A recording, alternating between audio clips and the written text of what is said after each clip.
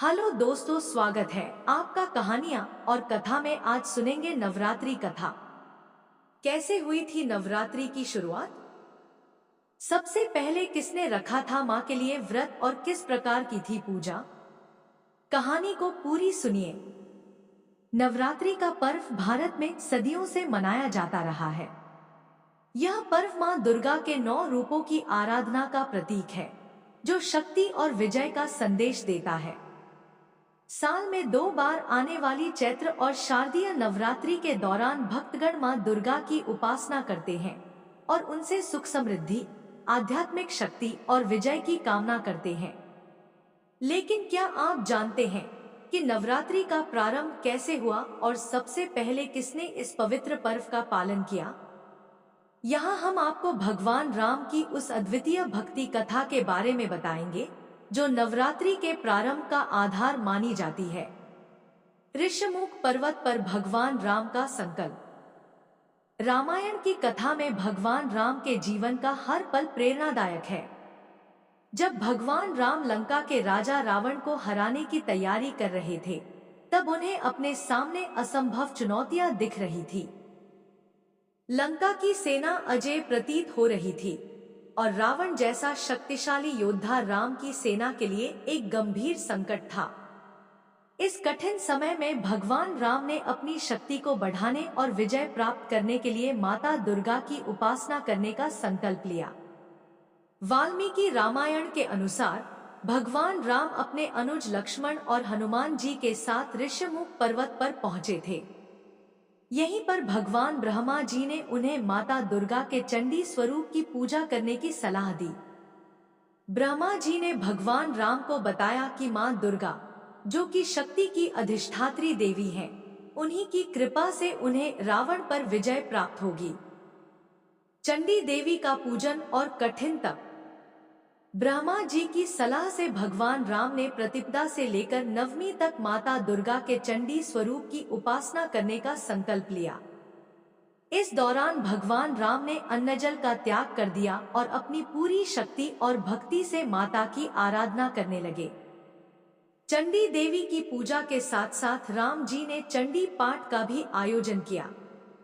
इस पूजा को सफल बनाने के लिए भगवान राम को 108 नील कमल अर्पित करने थे, जो अत्यंत दुर्लभ माने जाते थे। उन्होंने अपनी सेना के साथ मिलकर 108 नील कमल ढूंढे और चंडी देवी को अर्पित करने का निश्चय किया। लेकिन तभी रावण को यह बात पता चल गई। रावण ने अपनी मायावी शक्तियों का उपयोग करते हुए एक नील कमल को गायब कर दिया। भगवान राम की अनोखी भक्ति।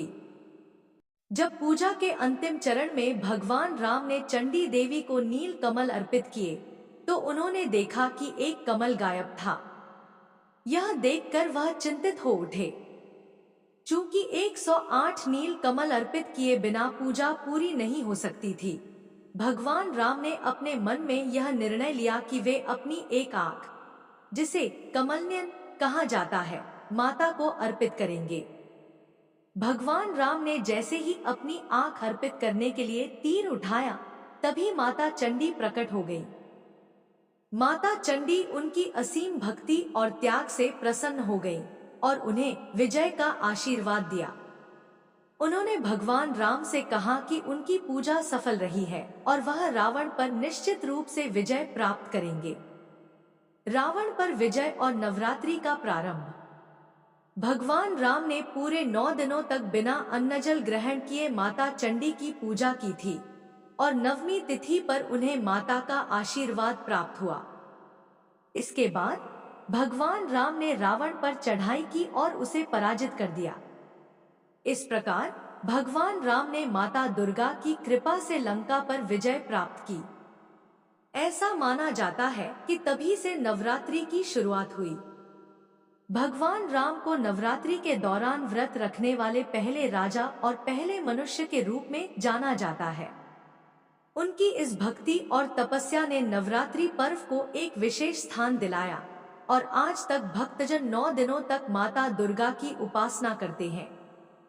शारदीय नवरात्रि। यह पर्व भक्तों के लिए अत्यंत शुभ माना जाता है, जिसमें श्रद्धा और भक्ति के साथ माता दुर्गा की पूजा करने से जीवन के समस्त कष्टों से मुक्ति मिलती है और सुख समृद्धि प्राप्त होती है। भक्तजन 9 दिनों तक व्रत रखते हैं और मां दुर्गा के 9 स्वरूपों की आराधना करते हैं, जिससे वे जीवन में हर प्रकार की विजय और शक्ति प्राप्त कर सकें।